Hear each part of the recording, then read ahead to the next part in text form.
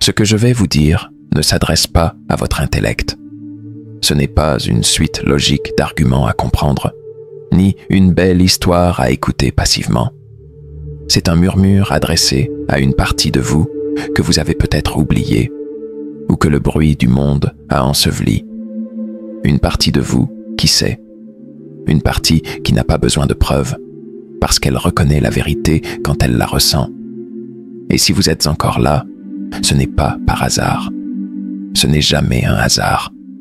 Il y a des appels silencieux que seule l'âme peut entendre. Et parfois, ces appels prennent la forme d'une vidéo comme celle-ci, d'une voix inconnue, qui semble pourtant parler exactement de ce que vous n'avez jamais su mettre en mots. Vous avez déjà remarqué comment certaines présences changent une pièce? Ce ne sont pas forcément des gens qui parlent fort, qui rient plus que les autres, ou qui monopolisent l'attention. Non. Ce sont parfois ceux qui ne font rien de spectaculaire. Ils arrivent, s'assoient, et pourtant l'air semble différent. Le silence devient plus dense, les conversations se ralentissent, un calme s'installe. Ce calme-là, ce n'est pas de la timidité. C'est une fréquence, une énergie, et parfois, c'est la vôtre. Il y a des personnes qui ne savent pas qu'elles rayonnent. Elles n'ont pas appris à briller, parce que personne ne leur a dit qu'elles avaient de la lumière. Alors elles avancent dans le monde en essayant de se fondre, sans se rendre compte que même dans l'ombre, elles éclairent. Leur regard apaise, leur simple présence rassure, et elles ne comprennent pas pourquoi les inconnus leur racontent leur vie dans une file d'attente, ou pourquoi les enfants viennent spontanément se blottir contre elles. Ce n'est pas une anomalie, ce n'est pas un hasard, c'est une signature vibratoire. Il est difficile de vivre avec ce don quand personne ne vous l'a expliqué. Quand, depuis l'enfance, vous avez senti les ambiances sans qu'on vous les décrive. Quand vous avez perçu la tristesse d'un sourire ou la colère d'un silence. Vous avez grandi avec ce radar intérieur, mais au lieu de l'appeler sagesse, on l'a souvent appelé hypersensibilité. Vous avez été accusé d'exagérer, de tout prendre à cœur, d'être trop quelque chose, trop calme, trop sérieux, trop mystérieux, trop fatigué, sans raison apparente. Mais cette raison, elle est là. Elle a toujours été là. Vous absorbez ce que les autres fuient. Vous portez ce qui déborde chez les autres. Et personne ne vous a jamais dit que c'était une forme de puissance. Une énergie spirituelle puissante n'est pas tapageuse. Elle n'a pas besoin de tambour pour être sentie. Elle agit sans forcer, transforme sans intention.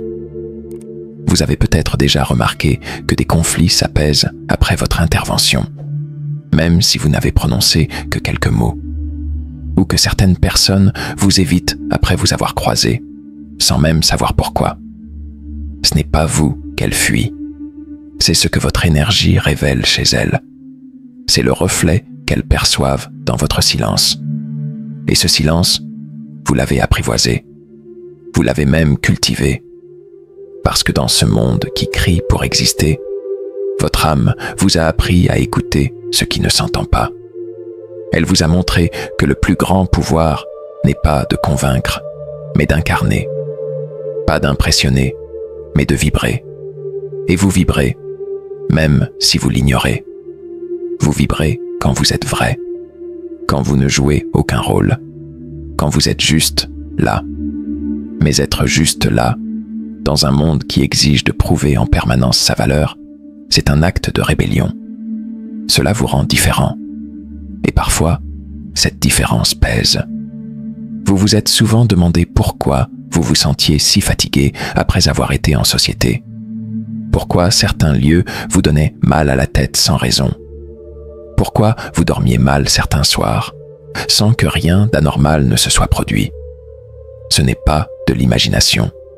C'est une charge invisible, une résonance entre ce que vous percevez et ce que le monde ne veut pas reconnaître. Mais vous êtes toujours là, malgré tout. Même si vous ne comprenez pas encore tout, même si vous avez douté 1000 fois de vous, même si vous avez essayé de vous normaliser. Vous êtes resté un point d'ancrage silencieux dans la tempête des autres. Et ce que vous portez est rare. Ce n'est pas un fardeau, c'est un appel. Et cet appel, peut-être, commence à se faire entendre en vous. Tu es déjà entré quelque part et tu as senti que quelque chose n'allait pas sans que personne n'ait encore parlé. Tu as déjà posé le pied dans une maison et ressenti un poids dans l'air, une tension silencieuse, presque étouffante, comme si les murs eux-mêmes gardaient un secret. Peut-être que tu n'en as jamais parlé, parce que ce genre de perception, on la prend à terre, parce qu'elle est invisible, parce qu'elle dérange. Et pourtant, ton corps, lui, savait déjà. Ton souffle se faisait plus court, ton cœur s'accélérait légèrement. Tu savais, avant de comprendre, avant même que les faits n'expliquent ce que tu avais déjà capté. On t'a peut-être dit que tu étais paranoïaque, trop sensible, trop dramatique. Et alors tu as appris à garder tout ça pour toi. Mais ça ne t'a jamais quitté.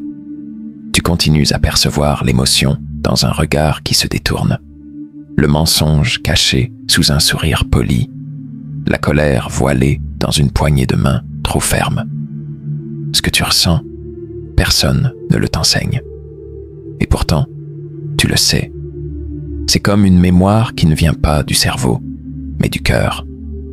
Quand tu observes, tu ne regardes pas, tu ressens. Tu lis les lignes du non-dit comme d'autres lisent un livre ouvert. C'est un talent, oui, mais c'est aussi une charge. Parce que tu ressens tout, même ce qui ne t'appartient pas, même ce que les autres refusent de ressentir eux-mêmes. Et tu le ressens dans ta peau, dans ton estomac, dans tes nuits d'insomnie. Une angoisse qui n'a pas de nom, un malaise qui n'a pas de cause identifiable. Tu portes l'écho de douleurs qui ne sont pas les tiennes. Et c'est là que ça devient dur.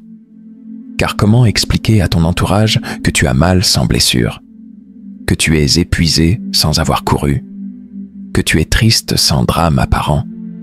Le monde veut des raisons tangibles, des preuves. Mais ton âme n'en a pas besoin pour savoir. Elle sait, comme un arbre sait quand l'hiver approche, comme l'océan pressant la tempête avant le ciel. Tu te souviens de ces moments où tout semblait aller bien, en apparence? Une conversation normale, un environnement calme, des sourires, du bruit, du monde. Et toi, à l'intérieur, comme étranglé. Quelque chose n'allait pas, et tu l'as su. Peut-être que quelques jours plus tard, un conflit a éclaté, un secret a été révélé, une vérité a fini par sortir. Mais toi, tu savais déjà. C'est ça, le prix de ressentir l'invisible. Tu vois les fissures bien avant que le mur ne s'effondre. Tu n'as jamais vraiment appris à gérer ça. À l'école, on t'a parlé des volcans, des équations, des capitales du monde. Mais personne ne t'a appris à t'ancrer quand ton corps capte la tempête émotionnelle d'autrui. Personne ne t'a enseigné comment dire non à une énergie que tu n'as pas choisie. Tu as donc fait comme tu pouvais. Tu as souri quand tu avais envie de fuir. Tu as consolé quand toi-même tu pleurais à l'intérieur. Tu as écouté quand ton silence criait de fatigue. Tu as peut-être essayé de te blinder, de devenir plus dur, plus froid, mais ça n'a pas marché, parce que ton essence ne sait pas tricher. Même si tu fais semblant, ton âme reste ouverte, comme une oreille tendue vers le monde. Tu es un canal, une sorte de radar émotionnel vivant. Et tu le sais depuis toujours. Tu ne sais juste pas quoi en faire. Et alors vient l'épuisement. Ce n'est pas une fatigue qu'un café peut effacer. C'est un poids sur la poitrine. Une saturation intérieure. Comme si tu portais trop. Et tu le portes, effectivement. Tu portes ce que les autres refoulent. Tu absorbes ce qu'ils projettent. Et parfois, tu oublies que ce n'est pas à toi, que tu peux le laisser partir, que tu as le droit de ne pas tout porter. Mais comment lâcher ce que tu ne sais pas nommer? Comment se libérer d'un poids invisible? Comment te protéger sans t'enfermer? Ces questions te hantent parfois. Et pourtant, une part de toi connaît déjà les réponses. Parce que tu as déjà vécu ces instants de clarté. Ces moments où, dans un simple silence, tu t'es retrouvé. Un après-midi seul, une promenade dans la nature, un regard échangé sans mots, un frisson sans explication. C'est là, à chaque fois. Ta sensibilité n'est pas une faiblesse. C'est un sens, un sixième sens, un lien direct avec ce que le monde ignore. Et si tu es là maintenant, à écouter ces mots, c'est peut-être parce qu'il est temps de cesser de douter de ce que tu ressens. Il est temps de comprendre que ton corps te parle, que ton cœur te guide, que ton intuition est une boussole, et que tu n'as pas à la désactiver pour être accepté. Au contraire, il est peut-être temps de l'écouter. Enfin, comme on écoute un vieil ami qu'on a trop longtemps ignoré, il y a des lieux où l'on respire mieux, sans vraiment savoir pourquoi. Des moments où le silence devient une caresse. Des instants suspendus, où plus rien n'essaie de vous changer, de vous évaluer, de vous solliciter. C'est dans ces retraits subtils que ton âme se régénère. Pas dans le tumulte, ni dans l'agitation permanente du monde, mais dans ces espaces nus, épurés, presque sacrés, où tu peux enfin déposer ce que tu portes. Tu l'as toujours su, sans même le formuler. Ta solitude n'est pas une fuite, c'est une nécessité, une forme de respiration que les autres ne comprennent pas toujours. Ils appellent ça de l'isolement. Toi, tu sais que c'est un retour à toi-même. Quand le vacarme du monde s'éloigne et que tu te retrouves face à toi, il n'y a plus de rôle à jouer, plus d'apparence à entretenir, plus d'efforts à faire pour paraître entier. Tu es entier, même dans tes fêlures, même dans tes silences. Et c'est là, dans cette nudité de l'âme, que tu réalises à quel point la solitude est précieuse. Tu t'es peut-être senti coupable de la chercher. Tu as peut-être cru que c'était un défaut, une faiblesse, un repli. Parce que tout autour de toi valorise l'hyperconnectivité, l'exposition, l'accessibilité permanente. Mais ce que le monde oublie, c'est que certaines âmes, pour exister pleinement, ont besoin de se retirer. Toi, tu es de celle-là. Tu n'as jamais eu besoin de foule pour te sentir vivant. Au contraire, trop de monde te fait disparaître. Trop de mots t'éloignent de ton propre langage intérieur. Il te faut l'espace. Il te faut la lenteur. Il te faut cette absence d'attente où tu peux simplement être. Parce que dans ce silence, quelque chose se réaligne en toi. C'est presque imperceptible. Une lumière discrète. Un fil invisible qui se retend, comme si tu recousais, sans le dire, tout ce qui s'était défait à ton insu. Tu sais ce que ça fait, n'est-ce pas? Après une journée à donner, à écouter, à porter les émotions des autres, tu te retrouves seul et tout redevient respirable. Ce n'est pas l'absence qui guérit, c'est la permission. La permission de ne pas répondre, de ne pas sourire, de ne pas expliquer, de ne pas jouer. C'est dans cette permission que ton énergie reprend forme. Et parfois, ce n'est même pas un choix, c'est un besoin vital. Les autres peuvent ne pas comprendre. Ils te diront, tu es distant, tu es fermé, tu t'éloignes tout le temps. Mais ils ne savent pas que tu pars pour revenir. Ils ne savent pas que ce retrait est ce qui te permet de rester entier. Que sans lui, tu t'effondrerais. Tu t'étires en silence, comme on recolle les morceaux d'un vase qu'on aime encore. Tu deviens toi-même, doucement, sans spectateur, sans validation, sans narration. Et dans ces instants, tu te redécouvres. Tu entends des pensées que tu avais laissées de côté. Tu ressens des émotions que tu avais mises sous clé. Tu touches, sans filtre, la vérité brute de ton être. et ce n'est pas toujours confortable. Mais c'est vrai, authentique, douloureux parfois, mais jamais vide. Car dans ton propre regard, il n'y a pas de mensonge, pas de masque. Il n'y a que toi, et cette lumière douce, presque oubliée, qui ne demande qu'à briller. Ce n'est pas un luxe, c'est une urgence. Revenir à soi n'est pas un caprice de l'âme fragile, c'est une force, une discipline de l'esprit sensible, une manière de se préserver dans un monde qui ne cesse de t'étirer loin de toi. Tu as ce don, tu ressens ce que les autres taisent, mais ce don a besoin d'un sanctuaire. Et ce sanctuaire, ce n'est pas un lieu, c'est ton silence, c'est ta solitude choisie. C'est l'espace sacré que tu te crées pour ne pas devenir un reflet égaré dans les attentes d'autrui. Quand tu es seul, vraiment seul, sans obligation, sans interaction forcée, il y a comme un grand soupir intérieur, un relâchement invisible. Tes pensées ralentissent, ton cœur bat autrement. Tu redeviens le témoin de ta propre vie. Et ça, c'est rare, c'est précieux. Parce que dans ce monde qui t'impose un rythme étranger, tu retrouves enfin le tien. Et ce rythme, c'est celui de ton âme, pas celui du monde, pas celui de l'urgence, le tien.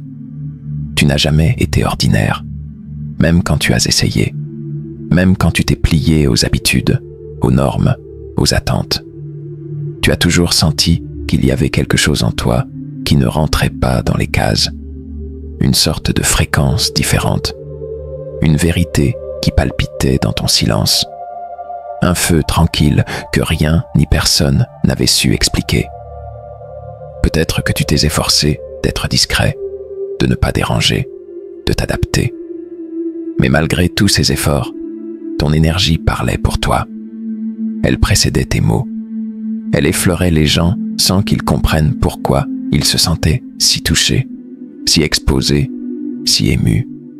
Et parfois, ils fuyaient, pas toi, ce que tu réveillais en eux. Tu l'as remarqué, n'est-ce pas? Comment certaines personnes se ferment après t'avoir croisé? Comment, sans raison apparente, elles prennent leur distance, comme si ton simple regard révélait trop. Comme si tu étais un miroir trop honnête dans un monde qui préfère les reflets flous. Tu n'as pas eu besoin de parler fort pour être perçu. Tu n'as pas eu besoin d'imposer quoi que ce soit. Ton silence suffisait. Ta présence suffisait. Et pour certains, c'est insupportable. Parce qu'ils n'ont jamais appris à regarder leur vérité en face. Tu vois, ce n'est pas que tu mets les gens mal à l'aise. C'est qu'en ta présence, ils ne peuvent plus tricher. Et c'est là que réside ta puissance. Dans ce que tu ne fais pas, dans ce que tu ne forces pas. Tu ne te bats pas pour convaincre. Tu n'as pas besoin de crier pour exister. Tu incarnes, tu vibres. Et cette vibration, aussi discrète soit-elle, a le pouvoir de faire tomber les murs. Pas parce qu'elle est bruyante, mais parce qu'elle est vraie. Il y a quelque chose dans ta manière d'être qui suspend le monde. Un regard posé sans jugement. Une écoute qui ne cherche pas à répondre. Une respiration qui calme sans rien dire. Ce n'est pas un talent appris. Ce n'est pas une technique. C'est une nature. Une nature profonde que tu portes depuis l'enfance et que tu as longtemps tenté de cacher. Parce que oui, il y a eu des moments où tu t'es demandé si ce n'était pas un défaut, si ce n'était pas toi le problème, si tu étais trop lourd, trop intense, trop différent. Tu as même voulu t'éteindre un peu, rendre ton feu moins visible, baisser le volume de ton âme pour être accepté. Mais ça ne fonctionne jamais très longtemps, n'est-ce pas? Parce qu'à chaque fois que tu essaies de te diminuer, quelque chose en toi se contracte. Une sorte de chagrin muet. Un éloignement intérieur que tu ressens dans ton corps, dans ton cœur, dans ton énergie. La vérité, c'est que tu n'as jamais été fait pour ressembler à tout le monde. Et ce n'est pas de l'arrogance. c'est de la conscience. Tu es né pour incarner autre chose, une autre manière d'être, une autre manière d'aimer, une autre manière de voir le monde. Et forcément, cela dérange. Car tout ce qui ne rentre pas dans le moule éveille une résistance. Mais ce n'est pas à toi de t'ajuster. Ce n'est pas à toi de te couper pour entrer dans un cadre trop petit. Ce n'est pas à toi de rétrécir ton âme pour rassurer les insécurités d'autrui. Tu es là pour rayonner, sans excès, sans prétention. Simplement, rayonner par ton être, par ton silence, par ton regard. Et ce rayonnement, tu ne le choisis pas, tu l'es. Et il transforme, il réorganise, il réveille. Même quand tu ne fais rien. Mais il faut que tu le reconnaisses. Parce que tant que tu ne reconnaîtras pas ce que tu portes, tu continueras à en souffrir. Tu continueras à absorber ce que tu n'as pas apporté. Tu continueras à t'épuiser pour maintenir une paix qui n'est pas la tienne. Tu continueras à douter de ce que tu sais déjà. Et ce doute, il ne te protège pas. Il t'éloigne de toi. Tu as le droit d'être ce que tu es, entièrement, sans filtre, sans peur. Tu n'es pas ici pour sauver le monde. Tu es ici pour te révéler. Et dans cette révélation, certains guériront, d'autres s'éloigneront. Et tout cela est juste. Tu n'as rien à prouver.